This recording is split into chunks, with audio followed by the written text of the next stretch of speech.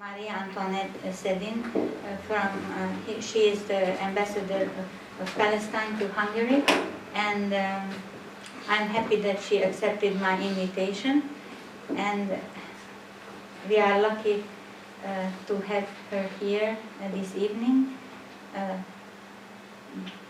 Last year I invited the Israeli ambassador, Mr. Ilan Moore, and this year I invited the Palestinian ambassador. And let me just tell you a few words about her as an introduction. I think she has a first-hand experience of the most striking problems of today, since she was born in a refugee camp, and she was raised in a refugee camp and forced to leave to Lebanon, and she was born in an area that most of us know from the Bible, Galilee, and she migrated to Sweden and studied many disciplines, among them politology, human rights, even maths and audit, so something related to your fields of interest also, and international relations by all means. And she is engaged in defending women's rights, as far as I know, and refugees. And refugees' rights, yes, and a special situation in refugee camps, human rights issues related in refugee camps. And I would also like to mention that she got this rank of ambassador 3 years before she could be appointed as ambassador, and Hungary is the first state where she became an ambassador. So we are lucky to have her here, and she only visited Hungary, as far as I know, as a tourist many years ago, and now she came back as an ambassador. So think of your tourist itineraries and choose your countries. Exactly, exactly. So with this, I don't know what I left out, but you may ask her about her professional career or about Her Excellency's presentation. So the way we used to proceed usually, that Her Excellency will have a presentation, then in a more loose atmosphere, we switch towards a more interactive debate on issues related to the topic or any other topics you might find interesting. So thank you very much again, and I give you the floor. Thank you so much for your nice words. Good evening, everyone.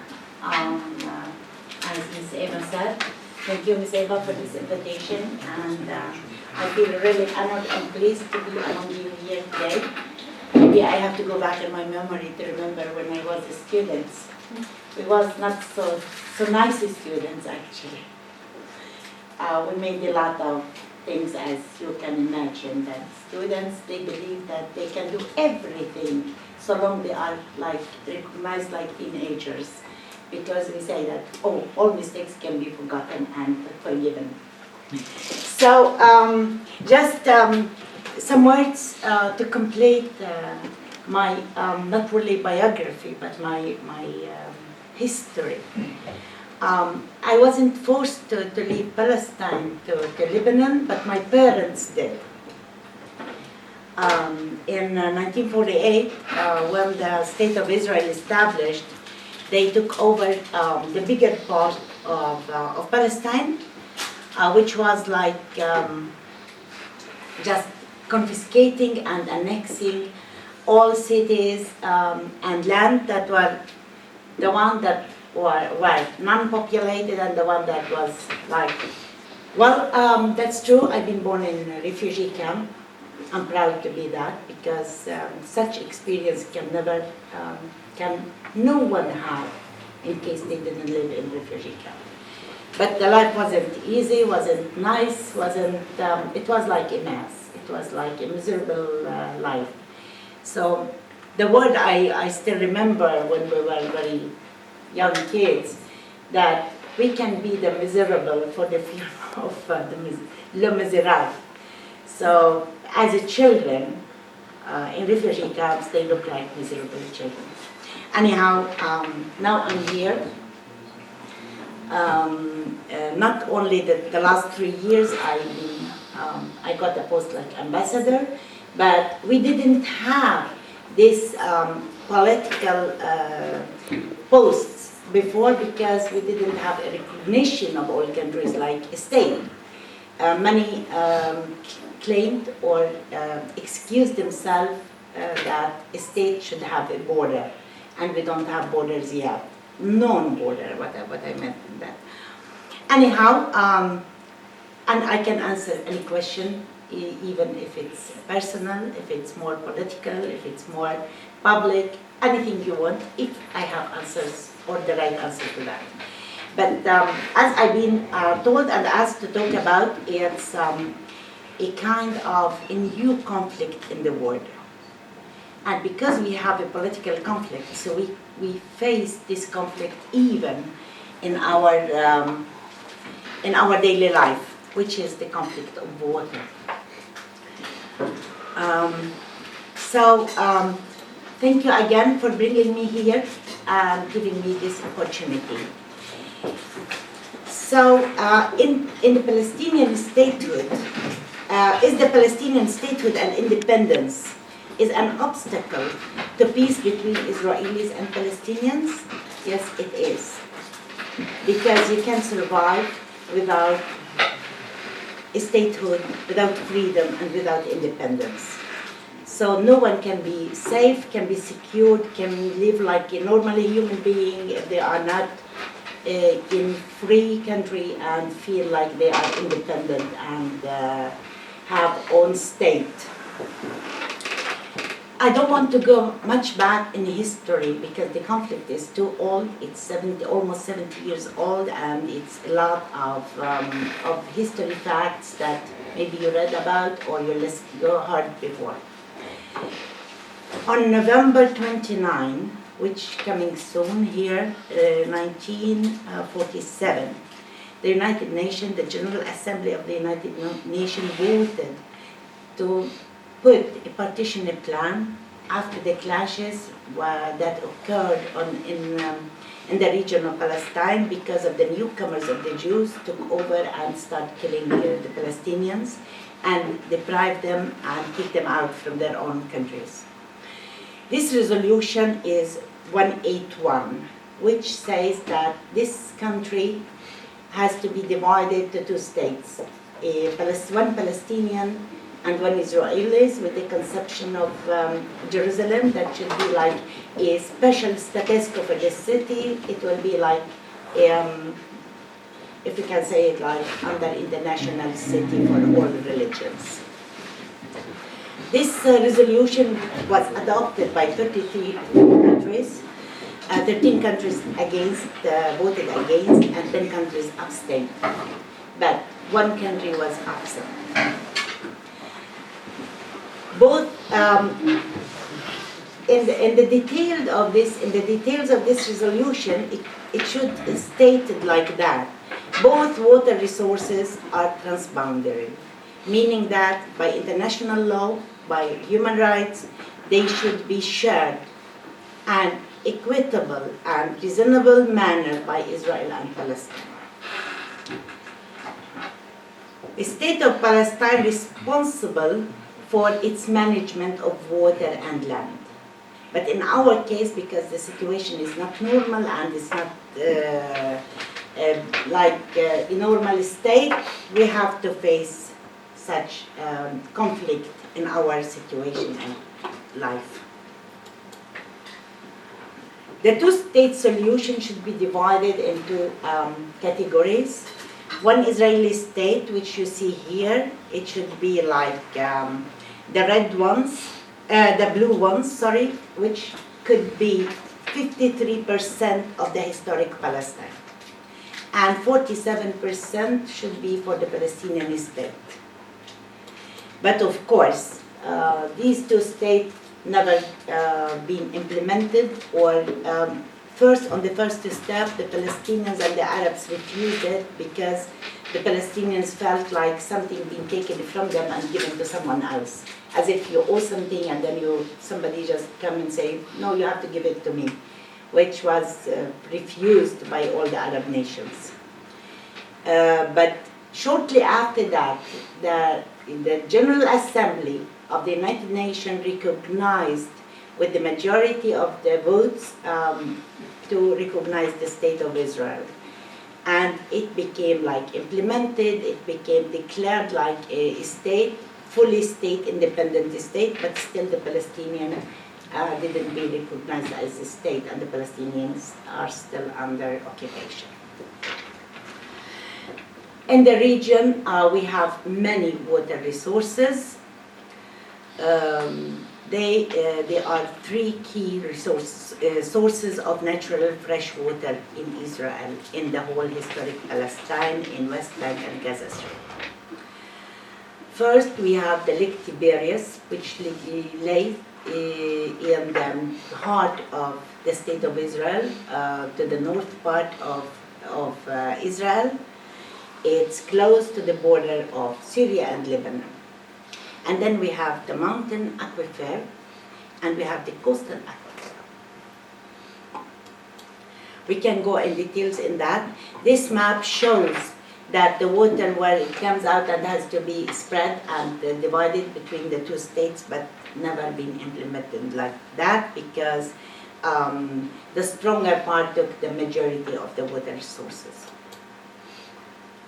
Lake Tiberias, constituting the largest freshwater storage repository along the Jordan River. Lake Tiberias, Lake Kinneret in Hebrew language, it's the Sea of the Galilee, is the recipient of the flow of the upper Jordan River. It then drains into the lower Jordan River, which ultimately flows into the Dead Sea. In 1964, Israel constructed the National Water Carrier, NWC, a 130-kilometer long canal and pipeline system that carries water from the lake to northern Israel. Tel Aviv, Haifa, and then to Safed, to Rosh Hanikra, and then to the border of Lebanon. The National Water Carrier also serves power plants and industries along the country. At all the coastline, all the cities on the coastline of the Mediterranean, as well as farms extending as far south to Negev desert. According to the National Geographic, the NWC diverts an average of 329 million cubic meters of water from the Jordan River each year, amounting to more than a quarter of its total flow. This has contributed to the river's depletion, which in turn has led to a significant drop in the Dead Sea's water levels and damaged dependent ecosystems. According to Human Rights Watch, in addition to everything, there are concerns about sewage rendering water quality increasingly getting worse. The Jordan River system. The Jordan River originates from three sources. The Dan Spring in Israel, contributing about half the flow. The Hasbani River in Lebanon, which crosses the country of Lebanon, comes to the north part of Israel. And the Banyas of the Golan Heights that cross the Syrian country in the middle and contributing 1/4 of the flow to the Israelis. The upper Jordan flow from the conjunction of the three springs in Israel to Tiberias Lake, also called the Sea of Galilee in English, and Kinneret in Hebrew, which lies entirely within Israel according to the 1949 armistice line. The lower Jordan flows from Tiberias Lake to the Dead Sea. Its only major tributary is the Yarmouk River, also lie in across the Syrian country, the Syrian land, and flow from highlands to the east, and which, for part of its course, forms a border between Jordan and Syria. The lower Jordan also forms a border between Israel and Jordan to the north, from the north to the Dead Sea. The Rift Valley continues southward to form the rest of the border. It separates the West Bank and Jordan. Also, the 1994 Israeli-Jordanian peace treaty recognizes it as a border between Israel and Jordan. Jordan is not a large, the Jordan River is not big river. It's not large, it's not wide, but currently the river flows is well below natural flow because so much of the water is withdrawn, mainly for agricultural purposes. Water quality was once good many years ago, but has deteriorated because the sewage and the runoff from agricultural fields. The mountain aquifer. The mountain aquifer, Yarkun Taninim Aquifer, is the largest and highest quality water resource in the region. It extends over 130 kilometers from Mount Carmel in the middle of Israel beside Haifa in the north until the Beersheba in the south. So it's roughly 35 kilometers wide. It's divided into three basins: the Western Aquifer Basin, the Northeastern Aquifer Basin, and the Eastern Aquifer Basin. Approximately 80% of its recharge area is from rainfall in the West Bank, according to a report by the Israeli Water Authority, which is documented in any site when you look at the Israeli Water Authority.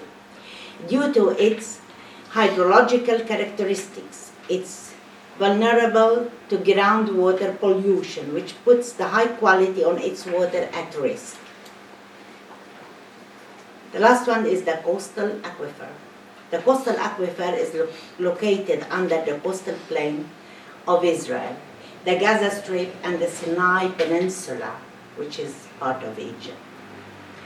It's replenished by direct rainfall and by artificial recharge, like wells, reservoirs, and wastewater effluents. Agricultural returns flows, lateral groundwater infiltrations, and seawater intrusions.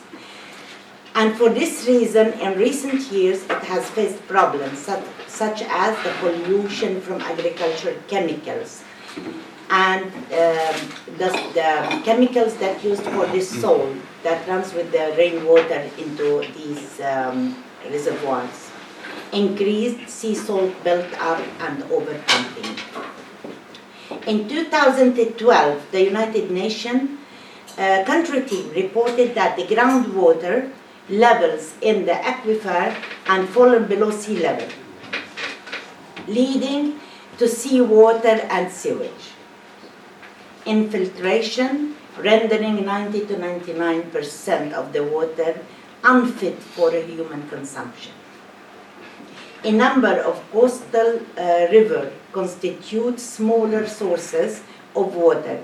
These have been heavily exploited for local water needs and wastewater disposal. and as a result, they have been heavily polluted. Other smaller water sources, which cannot, accomplish and give a big quantity of water to the people living there, to the nation.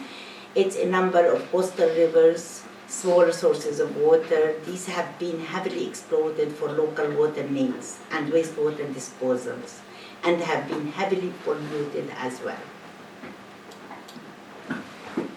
If you look at this map, Israel is controlling over all water resources. Israel retains control over all sources of water in the West Bank and retains significant control over water resources in Gaza. Israel extracts approximately 90% of the water from the aquifer underneath the West Bank. Palestinians have no access to the Jordan River and have no right to drill wells, because they need a special permission which not been given to them the last 10 years. Between 1967 and 1995, Israel takes control over the water resources through a series of military orders. Only 23 licenses issued for Palestinians' wells. Number of wells reduced from 413 in the West Bank, Gaza, and even Jerusalem during the year 1967 to 300 only in 1983. The results: the development of Palestinians' water sector and the human-induced water scarcity. If we look here, in 1995, the Palestinian and the Israelis signed something called the Oslo Agreement or Oslo Accord, that says that in 5 years' time, the two-state solution will be established and the peace process will have to be implemented. But the issue wasn't like that. During all these 5 years, nothing happened except more settlements, more suffering for the Palestinian many cities surrounded by a wall, separation wall, surrounded by many water resources and even the destroyment of water resources. If we can see, like here in this table, like the western aquifer is 340 million cubic meter, which can be like 94% of the water for Israeli, allocated to all the settlements in the West Bank, and the Palestinian got only 6%, which is 22 million cubic meter. From the northern eastern aquifer, 103 million cubic meter being given to the Israeli settlements, which is 71%, and 42 million cubic meter, which is 29% given to the Palestinians. Eastern aquifer has less water to give out, but it's mainly Gaza Strip. They take 40 million cubic to the Israeli settlement around Gaza, outside the border of Gaza, which is 42%, and 54 million cubic meter, which approximately 58% of the water to the people of Gaza, which are like almost 2 million people. Oslo quantities allocated to Palestinians haven't been met. Palestinians extract less water today than they did before the Oslo Agreement. So the situation after Oslo Agreement, or after the first 5 years of the Oslo Agreement, where we believe that the peace process will be implemented on ground and lead to the two-state solution by no borders, wasn't implemented. Here also some statistics about between the Palestinian and the Israeli quota of water. It should be divided like more or less by similar percentage, but it's not happening except in Gaza area, because the settlement being demolished to the less than 50% of them. Permits and the blackmail. Large water infrastructure projects in the West Bank require joint water committee. And the joint water committee has to give their approval. But the Israeli approval from this joint committee was attached to the Palestinian approval by accepting all the projects belonging to the Israeli settlements in the West Bank. The result of this, up to 200,000 people with no connection to the water network, paying up to 400% more every day for every liter of water than those connected to the network. Only one Palestinian operated wastewater treatment plant established in the West Bank. Less than a third of the communities in the West Bank are connected to the sewerage network, with the remainder dependent on self-installed cesspits and septic tanks, which makes the life more unhealthy and more miserable for the people who live in close to these tanks. We have to look like on this. We are not talking about the Israel as a state, the state of Israel in the border of 67. We're talking about the other part of the country, which is occupied by Israel in 1967, which is the Palestinian territories. Between 2009 and 2011, the Israeli military had destroyed 173 water, sanitation, and hygienic structures in the West Bank, 57 rainwater collection Sedins, 40 wells that provide people with clean drinking water, irrigation equipment vital for food production, and at least 20 toilets and sinks. Area C, the occupied Palestinian territories is divided into two regions or to three different categories. Area A, which controlled by Palestinians fully and Palestinian security, and majority of the citizens are Palestinians. And then we have Area B, belongs to the Palestinian Authority, to the Palestinian territories, but controlled secretly by the Israelis. And Area C, which all Palestinians, people living in these areas, regions, but controlled fully by Israelis. So the Area C is not recognized like Israel or being given to the Palestinians. So they have neither rights from the Israelis nor rights from the Palestinians, because they are not allowed to get any permission special for their regions. Water infrastructure demolition rates in 2012 have persisted. Denial of access to water trigger for displacement, particularly in the areas seized for settlement expansion. It has to be accepted by Palestinians, otherwise they are not allowed to take their part of the clean water.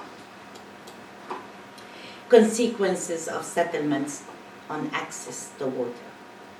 If you see at this map, now we have many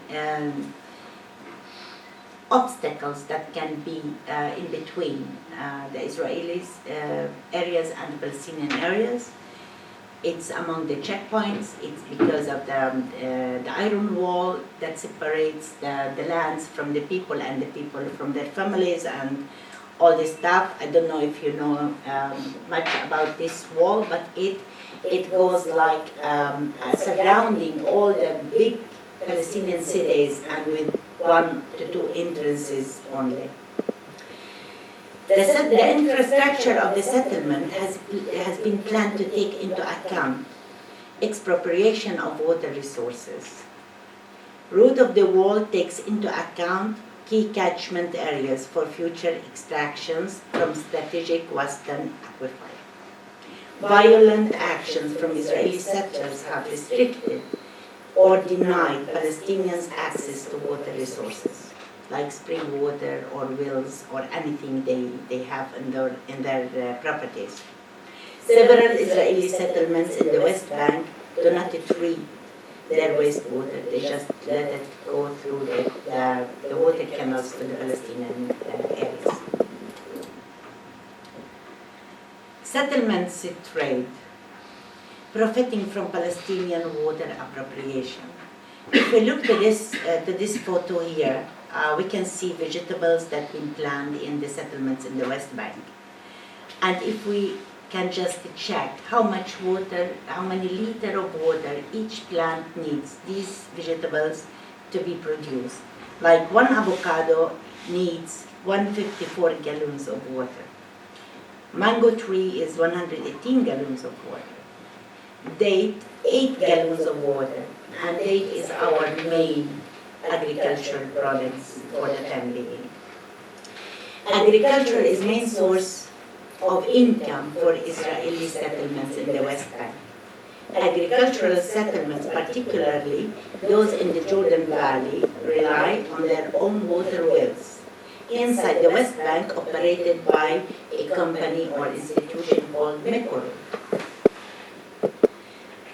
Some wells, we will come back to this Mekoro because it's a big company dealing with export of agricultural product and fresh vegetables.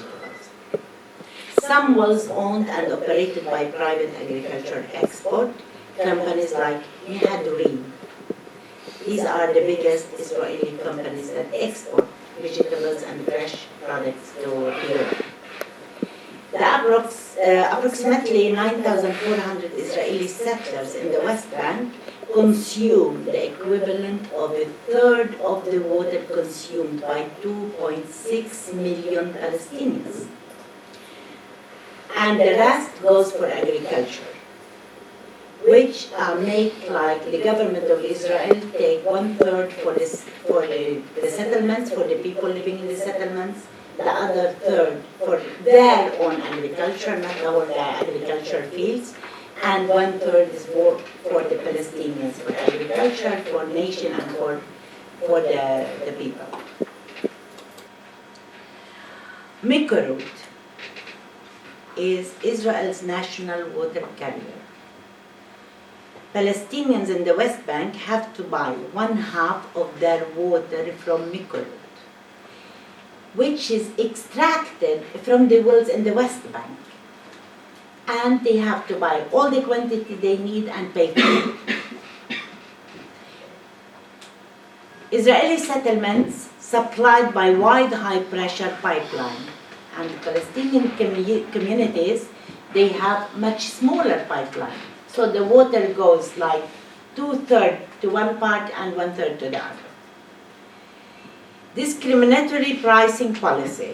Settlers subsidized on water for agriculture, for swimming pools, for their own flower gardens, and put the wastewater, the sewage water, on the fields of the Palestinians. So that's why our soils start getting rotten.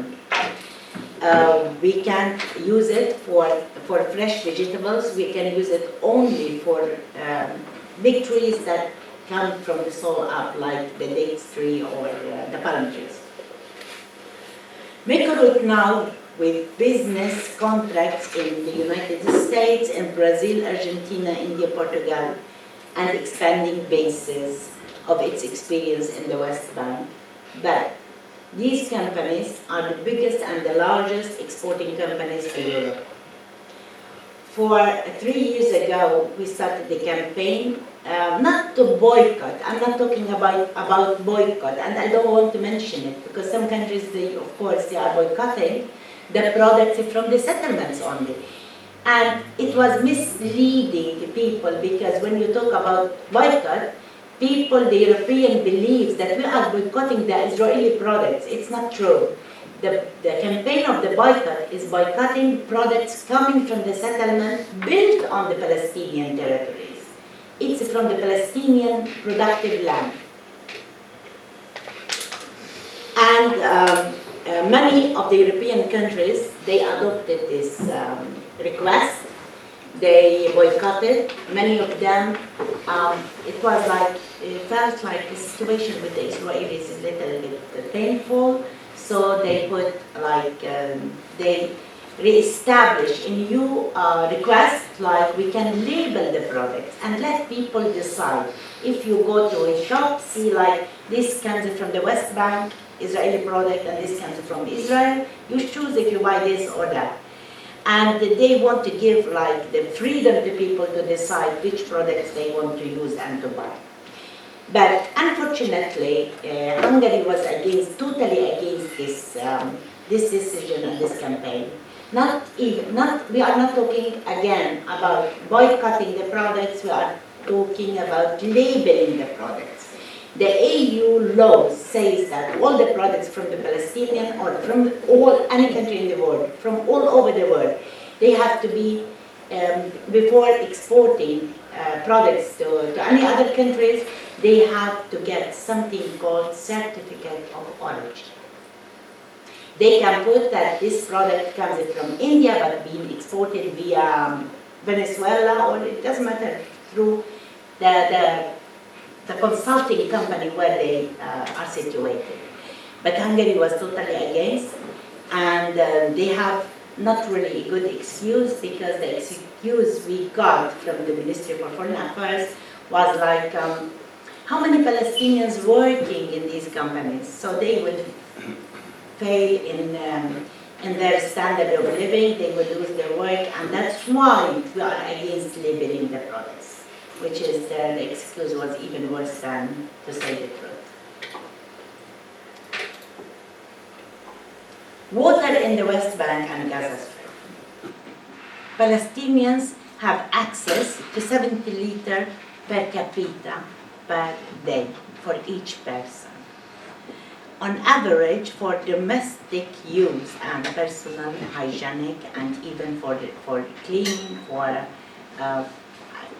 agriculture, for their fields, for their plants, for their flowers.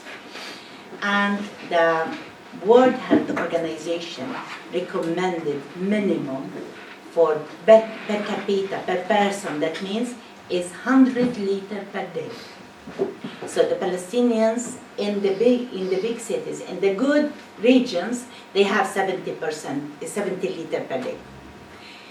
In the other areas of the West Bank, that located in the area C, where Israel full military control in these regions, some communities survive on as 20 liters per capita per day, per person per day. 200,000 people in the West Bank, in the Palestinian area ruled by Palestinians, has no connection to water network and rely on tanked water to meet their basic needs. They pay up to 400% more for every liter than those connected to the water network. Due to the low quantities of water available for Palestinian farmers, 6.8% only of the land can be cultivated and can be irrigated and used for agriculture. The situation in Gaza Strip is even worse. Gaza's population is approximately 1.8, even a little bit more, a million people living in an area of not exceeding 10,000 square kilometers. As consumption rates exceed those of replenishment, seawater from the Mediterranean seeps in, creating a saline level higher than recommended by the World WHO guidelines for safe drinking water. So Gaza missing a normal drinking water. They have to buy water, and the water they buy, it's not bottled like here, it's not hygienic, clean, it's not pure water. They have to buy water from a big cistern that comes in once a week or twice a week, and they have to take what they have in the house to get water in it, and could be a bad plastic basket or something like that to drink water. I have a photo here how people in Gaza receive their drinking water. The European Union and the UNICEF estimated that 90 to 95% of the water in Gaza Strip is unfit for human consumption. Not even for agriculture, not even for cleaning your house. It's totally diseased water. So the people are living under the minimum humanitarian levels of human beings. What normal human being need to be like living normally. Sanitation. 69% of West Bank Palestinians are not connected to main sewerage and dependent on cesspits and septic tanks, often emptied directly into surrounding environment. A direct result of inability to develop adequate sewage and wastewater treatment and management. For 6 years ago, the German and the Netherlands government decided to build 2 big sewage water or recycling water stations, one in the West Bank and one in Gaza. In the West Bank, it's still functioning, but it's not enough. In the Gaza Strip, Israel has been destroying it and bombarded it almost 3 times, and they rebuilt it again. So for the long run, it can't continue like that. They can't bring in money, building something, implementing a project, and then Israel destroying it, and then the European Union has to pay again for repairing it. So if Israel will continue with its occupation, it has to pay for it. When the occupation is costly for the state of Israel, then they have to recalculate if it's beneficial for them to keep on occupying other territories with population, or to have new thoughts to solve the issue. On the other side, 40% of the sewage produced in the West Bank originates from the settlements. Each year, settlements dump approximately 35 million cubic meters of sewage water in the environment of the Palestinian territories, damaging the Palestinian fields and the Palestinian fruit trees and the water resources, because it goes in and comes to mix to the clean water. Here we can see how much they consume water, how it's divided in the areas that have been under the Israeli occupation. In the West Bank, the population in the West Bank, actually this statistic is 2 years old. So it's now a little bit different because the water is getting less and less, and this is our new word for the future to solve the water issues globally. We have 435,338 people living in the West Bank. They supplied 93.9 million cubic meters. They can consume only 67.9 instead. They lose 26 million cubic meters in the West Bank. In Gaza Strip, the population is 1.6 million almost. They have the right to 106 million cubic meter, but they can consume or allowed to consume 54 million cubic meter. So they are missing 51 million cubic meter. And you can see here, these statistics, this list exclude East Jerusalem because they have other bad impact on water, because they have to buy even cleaning water, they have to pay for it.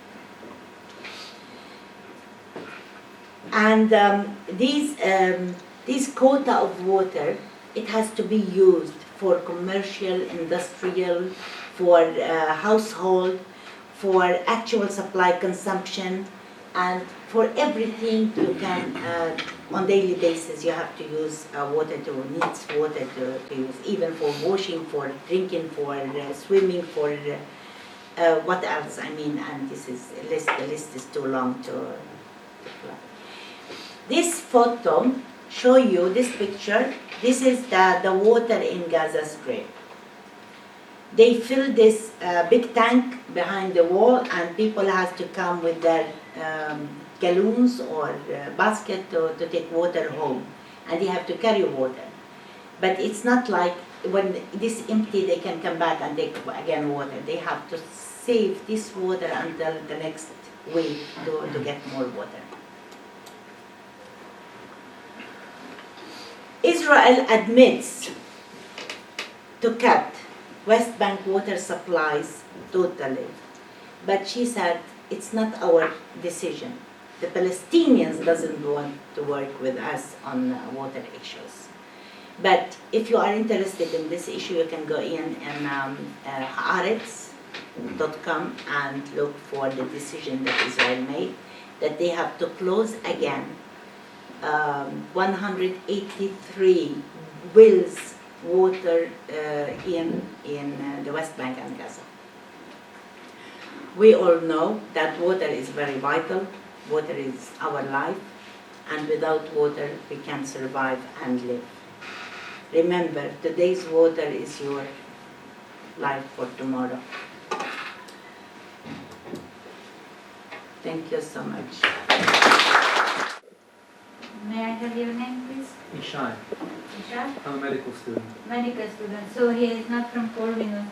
He's a friend of one of my students, and he is from Israel. I am. Yes. So he is a connoisseur of the problem from the other side. Absolutely. Okay, please break the ice. Okay. I am from Israel, and actually I served in the Israeli army. I finished a couple of years ago. And I'm a very big supporter of Israel. On one side, I have a lot of respect for what's going on the Palestinian side, and I do recognize that there's a very big problem on both sides. But do you support the resistance using force by Palestinians? That since June, there's been over 2,000 incidents of terrorist attacks committed by Palestinians against Jews in Israel. Do you support this kind of resistance?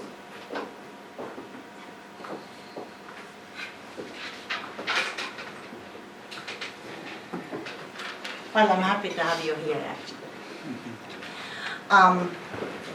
No one accept and feel happy for this kind of violence, because the violence is rarely affect soldiers or weaponed armed people.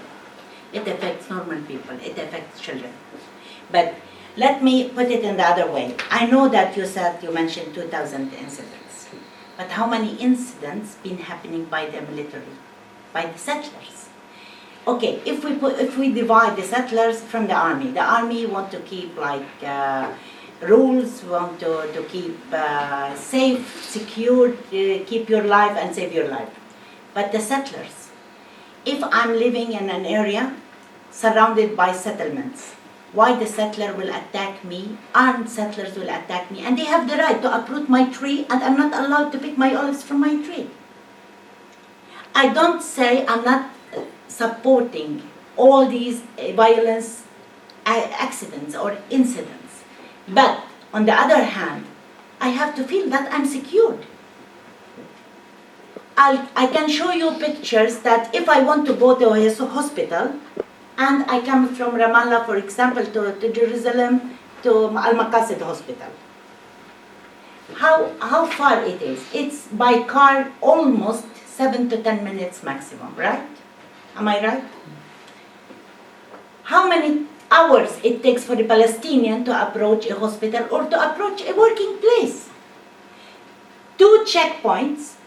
The soldiers, of course, not all of them, but mainly major part of them, sitting with their mobiles. I can't show you how they are sitting there, playing games, and people standing, queuing there. under maybe 34, 35 degrees, hot sun, just waiting until he finish his game to see the paper and let them in or out. Yes or no?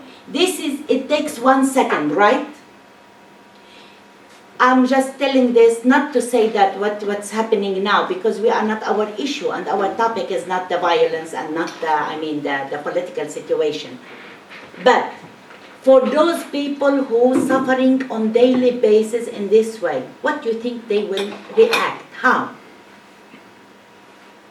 Tell me. They will say, thank you, I'm waiting. Or they will say, thank you, I'm going back home. I don't want to work today. I don't want to get my medicine today. You know, we believed in peace. We had 5 years like you felt like everything is smoothly going on. Many Israelis been to Ramallah, to Bethlehem, to East Jerusalem, even to Jenin, to Nablus, and we have contacts with them. Suddenly everything collapsed. But even during these 5 years of, if you allow me, I'll put it like honeymoon. 5 years of honeymoon, of direct contact, of cooperation, of agreements, of talks, of accords that have been signed from both parts. What happens? How many settlements been built during these 5 years? The honeymoon, 5 years. We had 68 settlements in the West Bank, and if you remember in the Oslo Agreement, it's written with exception for some big settlements, right? Exchanging some land to land, exchanging areas. The 68 settlements that been in 1993, when we signed Oslo Agreement, in the year 2000 became 318. So how can you convince me that you want peace with me? How can you convince me that you demolish on daily basis 3-4 houses for Palestinians? I mean, there is nothing positive to give to your people. How can you keep them calm and quiet and tell them, okay, we will approach an agreement, we will come to a state, we will sign another again, we go back to negotiation. And you know that, I don't know now the recent, the newly government of the State of Israel, how they plan it. But you and me knows very well that it's not a government for peace. Of course not. If you will kill me because I have a knife, I will attack you. But my tree and my house, what they will do to you? My olive tree, to uproot it, is it attacking you? I mean, there is no, it's non-believable, the things happening during our daily life. If you go back to water issues, you have water at home, we don't have.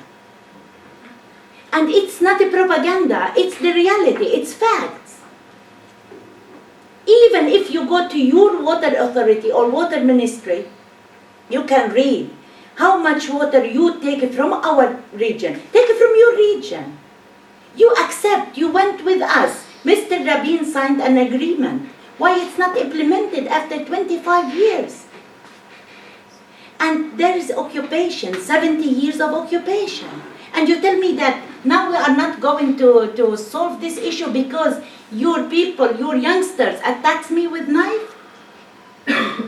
Okay, make the agreement, fulfill the agreement, implement the two-state solution, and then if they will attack you, then it's something else. But you can't kill them and let them be quiet. They can't go to schools, and you know that. They are on checkpoints on every day. They can't even, many people give birth at checkpoints. I mean, the life is miserable. It's not only in the West Bank. It's not in area A and B and C. It's all over. Can you just be honest and tell me that the wall, the separation wall, is legal? I think it is legal, yeah. It's legal? Why you don't build this wall on your area? Why it's not inside Israel? the state of Israel. Why you build it in my region, in my area? You know Kalkilia, the city of Kalkilia? Next to my house, by the way. Okay. 3 minutes from my house. So you know how the wall looks like? I do. I want to just to let the students here.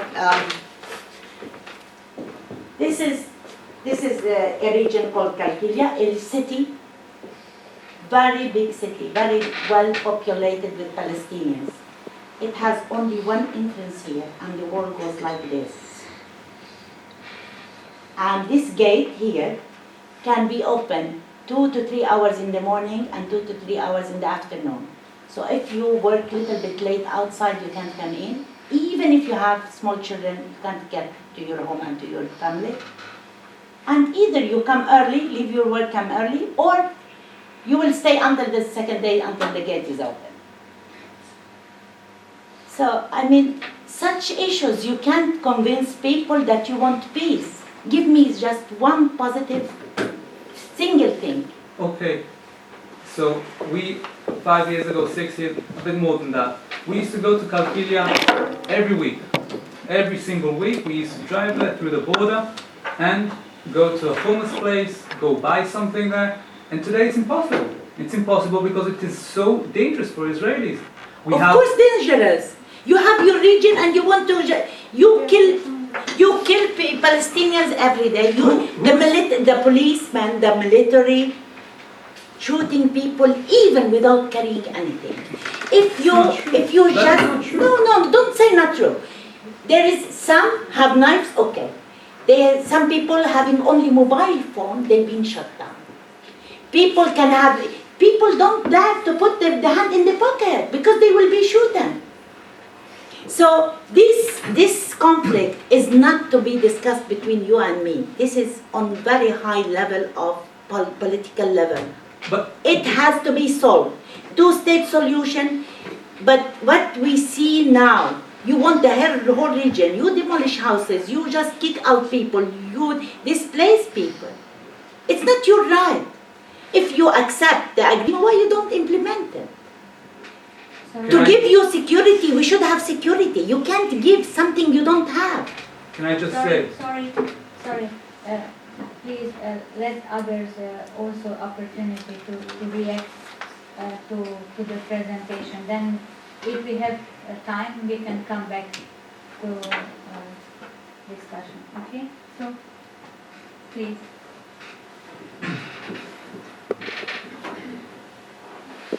I would maybe have a question, but I would maybe react to your conversation. You said that the other side, the Israeli side, they don't want a peace. I read a book not that long time ago. It's called in English, in my language it's called The Son of the Hamas. In English I would say Wait, just what's the name of the book? Sorry, I would say in English is the Green Prince, but in Green Prince? Green Prince, but in my language it's The Son of the Hamas. Okay. It's, I don't know if you know the story. The book Yes. has been presented also here at Corvinus University. Oh, I didn't know that.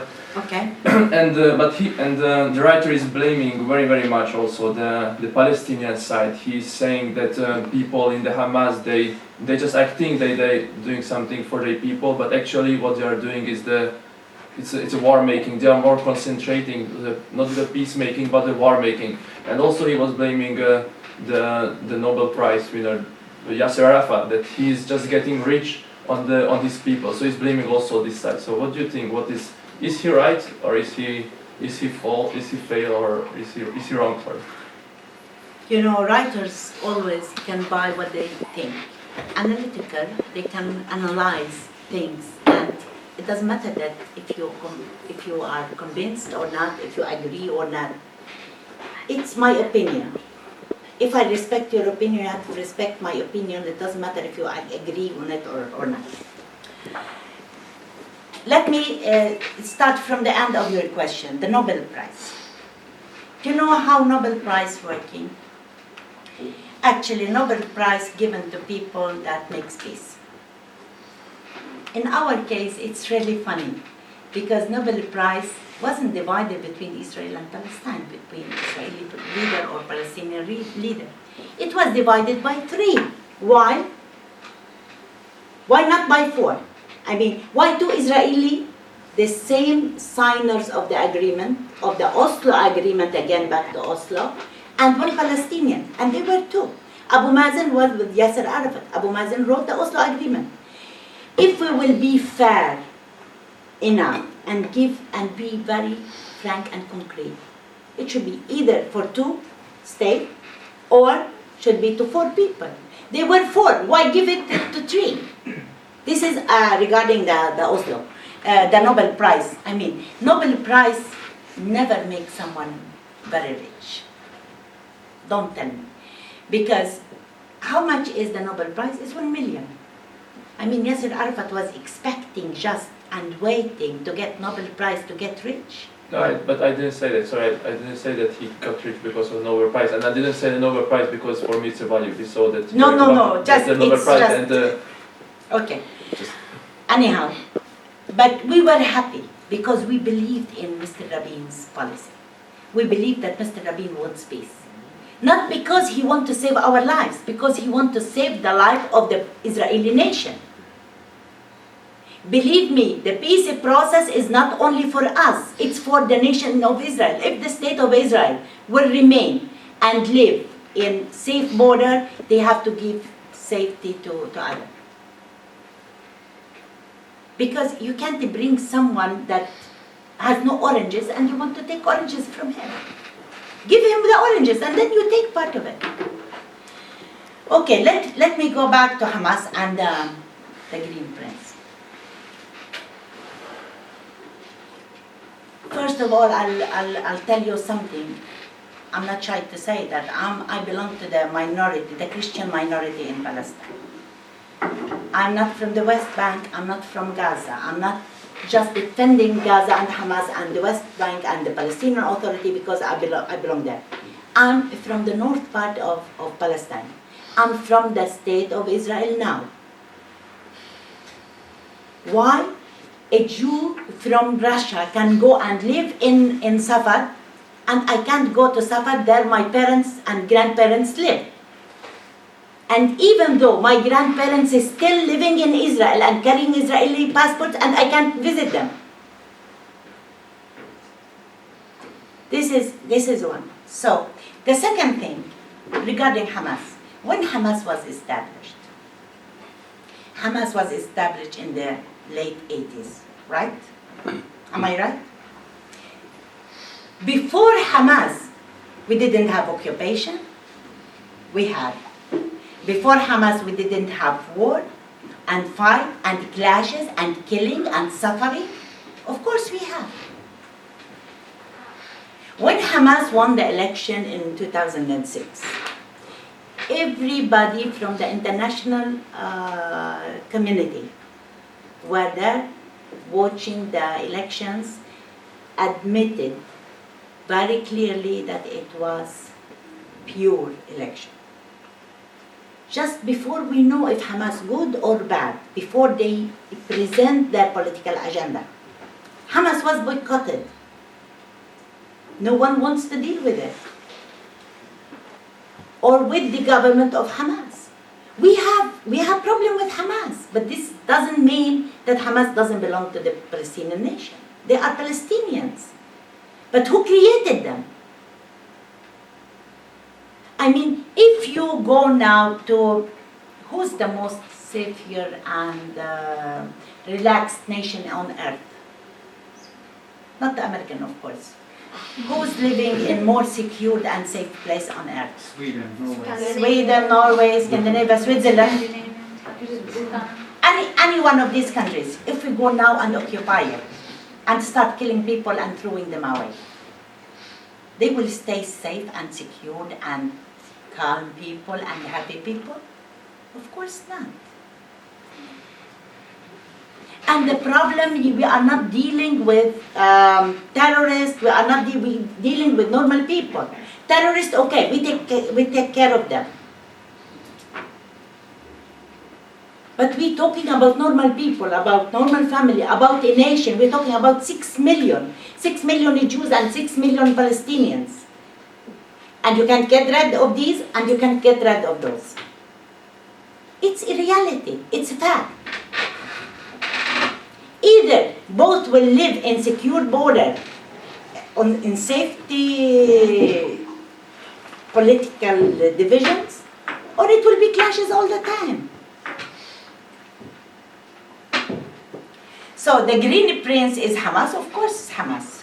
Hamas being driven to be part of the Islamic Brotherhood, the Islamists in Iran, because they've been blocked, they've been under, Gaza, how does Gaza look like?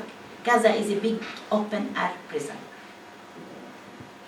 2 million people living in very little area, have nothing, closed by sea, closed by borders. So, of course, they will explode in a way. They will produce not only terrorists, they will produce terror by itself. And that's why when after the peace process and after the Nobel Prize and after the Oslo Agreement, what we said, that now it's time to make peace, otherwise we don't know what will happen later. Now we have men for peace. But what's going on? What's happening? Nothing. And we are the weak link. So we have to accept we've been dictated, we accepted all dictations from all the world, we accepted the supervision of the quartet, we accept the supervision of the international community, but nothing happened. So if we want to live in peace, if we want to give the right to all nations to live in peace, this occupation has to be erased and stopped. I have two questions. The first one She's is from Kenya. I want to know your opinion as a Palestine national. Do you think that one of the conflicts which is always between Palestine and Israel is the occupation of Jerusalem? We have three religions, Judaism, which they believe that Jerusalem is the holiest city, and then Christianity believes that Jerusalem is where Jesus was crucified, and Islam believes that it's Muhammad's journey to heaven. That's if you link to religion. In your opinion, do you think this problem is linked to religion? That's the first question. Is it linked to? Do you think? Linked to what? Religion. To religion. Because we have Yes. three religions here. And then my second question is, from your experience, there is no, okay, I can say this, there is no peace when historical injustices are not addressed. So, in your position as a influential person in the government, what is the government doing trying to address these historical injustices? Because if I'm born today and I'm told by my grandfather or my grandmother what happened, I will want to revenge. That's human being. Again, do you think you people lack to integrate knowledge to solve this piece, to solve this problem? Because there's very many opinions, so many books, so many writings, so many films that have been created, which can change your opinion and can provide a solution. May I ask you a question before I answer you? Change my opinion to what? And from what? No. How? I mean, in your position, can you do something to change the mindset? Because if you are born today and you have been told this thing, that's your belief, and it's hard to change. Okay. The resolution of the United Nations when they decided to divide the country to two states. It was one state is the state of Israel and one state is the Palestinian state. And Jerusalem would be under the international, if we can say, self-independence for all religions. But this is also wasn't accepted. Jerusalem, if the two states were implemented that time or later on or after the Oslo Agreement or after the Taba Accord or after the White River, all those agreements that have been signed, and I can assure you that it's over 400 agreements were signed, discussed under 25 long years. Jerusalem wasn't the problem. And not even the right of return was a problem, because there is a lot of compensation to people. But the will wasn't there. Now, if we say that, okay, Jerusalem will remain like under, for all religions, for all nations, to be, it doesn't matter, under the Swiss security control or the British or the American or the Israelis, it doesn't matter, but it will be open for all religions. Why they are demolishing our houses and building new houses for them? Why they demolish my house and building a garden? Why they demolishing my house to build a school or kindergarten? Why in our only regions, if we accepted that this land we will give them more than 50% of the land? And this is, I didn't mention before, in the partition of Palestine, it should be like two states. One state will be taken 53%, which is the Israeli state, and 47% of the land of the historical Palestine to the Palestinian state. Now what we are talking about, 78 and 23 or 22%. And even though we didn't get the 22%, what being offered to us in Camp David, it was 9.6%. Can you put 6 million people on 9.6% of the land? And we have to admit that the propaganda was wrong, because when they said that this land was without people, being given to people without the land, this is totally false. So either we talk about facts, about historical facts, we were there, my parents were there, my grandparents have been living there and born there. And I accepted not to go back to my part, which is the north part of Palestine, which is Israel now. I don't want to live there. I can choose. I want to live in Palestine, but give me Palestine. So I can do nothing. I can't convince anyone, because, the false in the history and false in the facts and the media propaganda that convincing you that I have no right and another Jew from all over the world has the right, it's not acceptable. So, you talked about revenge, and what I understood that you mean that to any attacks, it has to be revenge from the Israeli side. No, I didn't mean that. You misunderstood my question. Or the vice versa.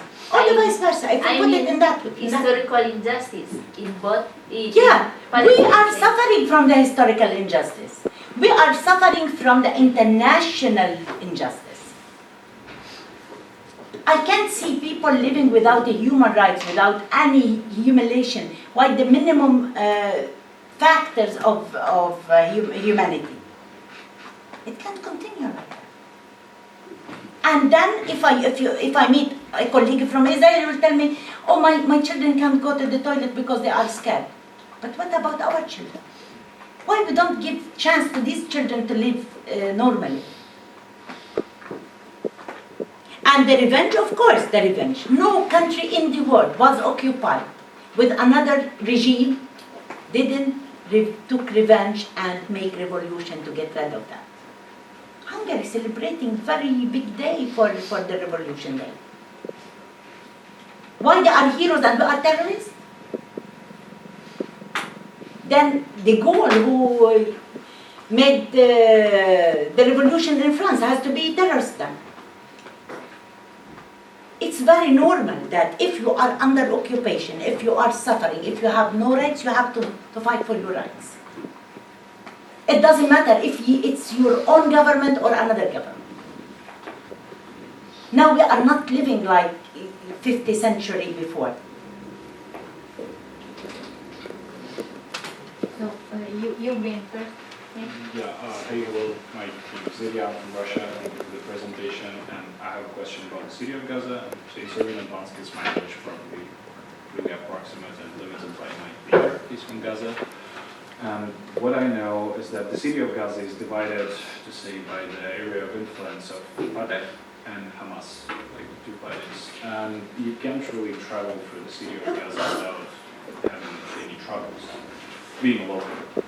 My question is, if there's any perspective or some kind of agreement maybe that they're trying to make between these two parties to kind of settle this and have, freedom of people to move around Gaza without any troubles. So that's, What kind of people can move? the people who live in Gaza, is once again what I've been told, that because the city is divided by these two parties, like influence areas. You can't really travel to the area of Hamas, from the No. Fatah and opposite way. So that's There is a problem between Fatah and Hamas, but the city is not divided because there is no division of the city. Okay. You can move in the city, you can move it freely. Okay, some restrictions, of course. Mm. But we suffered since 2007, we suffered between Fatah and Hamas. Of course, we have a big problem. We have a big problem because they knew that we will not achieve anything with all this peace process. And then, that all the time we've been told that Hamas has to recognize the state of Israel. And then we go back to negotiation. But we never asked any party in Israel, not even Meretz or Labour or any party in Israel to recognize the Palestinian state. Even the government that signed Oslo agreement with us for the two-state solution and went to negotiation, and we've been shaking hands all the time, they didn't even recognize us. And you can see now on all televisions in Israel, we don't recognize any Palestinians. We don't want the Palestinians. They have no right to be here. So it's always problem. In all countries, even democratic countries, they have oppositions. But maybe because they're living in their country, they're living safe, they have their own regime, they have their own political system, the opposition can be like same standard like the ruling government. But in our case, it's different. And it doesn't matter which excuses we can find. It's the occupation. If we don't have occupation, then we will give security to the state of Israel. And you know that my president always saying that if we want peace, if Israel mean to have peace, it takes just 10 minutes for us. We just put the line and then we exchange things and then we talk about small details. But the will is not there, unfortunately. And we can assure what he always said, that he went to Paris funeral. If my recent president disappeared, we don't know who will come again. We don't know which regime we will have. No secure in the region. And you see that all the region is boiling, is suffering from domestic wars and from all these problems. So now weapons you can get all over the world. You just have money, you can get anything you want. And this is the policy of weapon dealers. So, if I could ask you, so people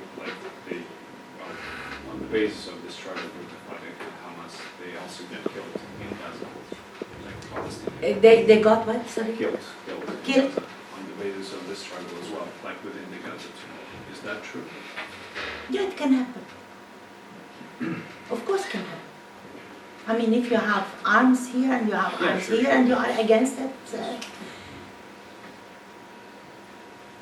even if you lock in this door and put two students inside, it doesn't matter if they belong to the same nationality or something. At the end of the day, they will fight. The closure will make you extremist in anything. And even Okay, if we say that we have clashes with Hamas, but even Fatah has clashes with Israel. We are not allowed to leave Gaza. Fatah and Hamas, it's the same in Gaza.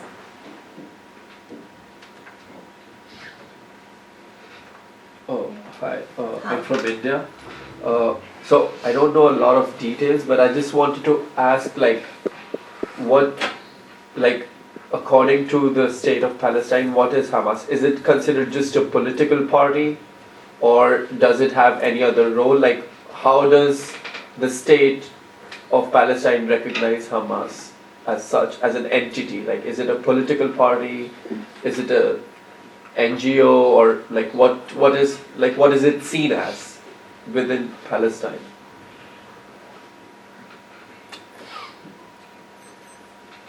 How many parties you have in India? Political parties. Thousands. How many nations you have in India? 29 How many religions? states, 11, 12 But you have one country, off the no? top. Yeah, Can you create clashes with your own people all the day or every day? there are every day. In a way, yes, but not. I mean, not the country is not destroyed because of that. Not till now. No, Hamas. The problem is with Hamas that we could not deliver anything to Hamas to convince them that we can approach a peace process and we implement a state with the negotiation. So Hamas could convince themselves that even the fights and the armed struggle is the solution, which we are against. My government against. And Mahmoud Abbas always says that I'm against all kind of violence from all sides. So if we will find out, there is even in the state of Israel, there is many, extremist parties, they are different political parties, but they are together, they established a government. It doesn't matter if I like them or not, but it's a government for a state. So why we don't have the right to do the same? No, I'm just asking. I don't know about I it. mean, I it doesn't don't know matter what if Hamas is technically, so that's why I'm just asking. you can create a political party of anyone if he doesn't accept your political agenda, your political, it can be. But if he's in his own country and can make his own decision and has his right to move freely, then that whole issue will be changed. So it is a political party, and some of it means maybe a bit extreme. Is that how you would define Hamas, or like how? Well, I can define Hamas except that it's armed group living under occupation and they're willing to do anything. Okay, I can't control them because I lost the control over Gaza. but they don't stand for the entire Palestinian state. Like the opinions are not entirely in sync. No, but there is some parts in the world working that to implement a kind of monarchy in Gaza for Hamas. And this was the problem with the Egyptian authorities because they want to expand through Egypt and not through Palestine. That means it's a new transfer. May I ask a question? So coming back to our initial Topic. discussion, do you think that there are chances to start negotiation, to sit down on the negotiation table and discuss about pragmatic issues and start with Hebrew diplomacy, for instance? Are there any chances for that? Yes, unconditioned, yes. But we can't do that before they announce that they will stop the settlement expansion. Soon we don't have anything to talk about. The land is demolished, they are just disappearing. And one state solution is not, it's not acceptable, not from our part. Maybe I was, in a way, with one state solution. But Israelis absolutely cannot accept that. Because it won't be like a long life for the state of Israel. Many Israelis wrote about this. So I ask you and your government to give safety to your people, give us our safety and independence, and end this occupation. Thank you. And I propose that we break up for a short break, and I have some cakes, and then we can continue in a more loose atmosphere our discussion. As a good peace process building method, to sit up around the table and